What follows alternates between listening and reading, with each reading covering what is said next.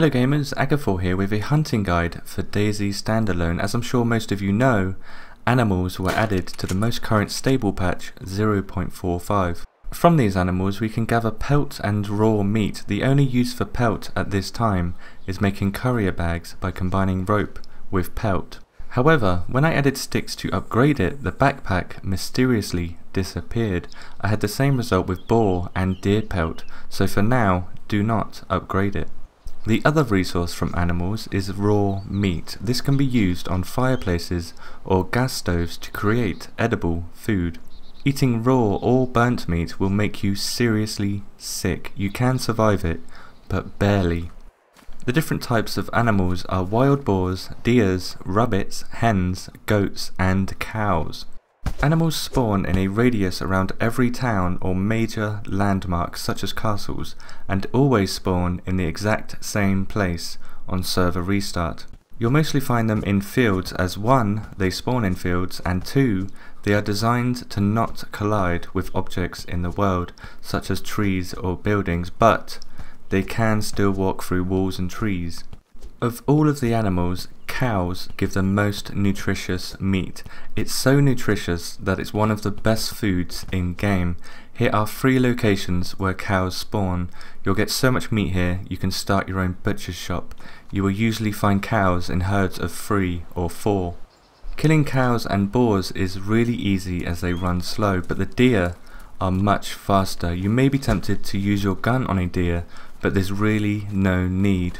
All animals run in the opposite direction of where you are attacking from, so running at a deer head on will mean the deer has to turn around before it starts to run away, giving you those vital few seconds to cause a killing blow. In failing that, you can steer deer from left to right towards trees. This will confuse the deer and the deer will run back at you, giving you a moment of opportunity. Once you've killed an animal, you'll need a machete or kitchen knife to skin it for pelt or meat. I've tried the axes, sickle, hacksaw, bayonets, and even a screwdriver. Only the kitchen knife, machete, and probably the combat knife can be used to skin animals. Now obviously we want to get the most meat possible from skinning these animals, and after a lot of testing I found what determines how much meat you get. It's simply based on the quality level of the kitchen knife or machete you use.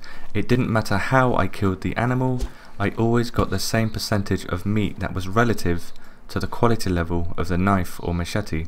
As I used the kitchen knife and machete, they started to lose quality levels very slowly. As they did, I recorded what percentages of meat I got per chunk.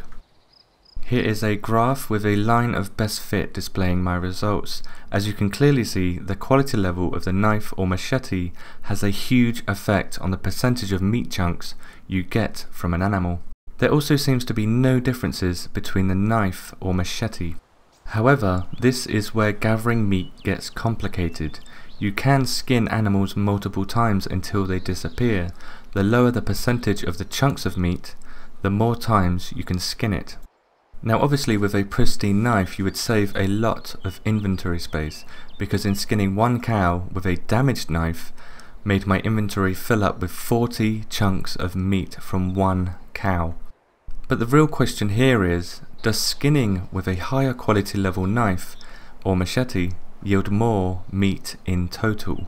So I added the chunk percentage of meat together to get the total amount of meat gained from individual cows using a machete and kitchen knife until the cow disappeared.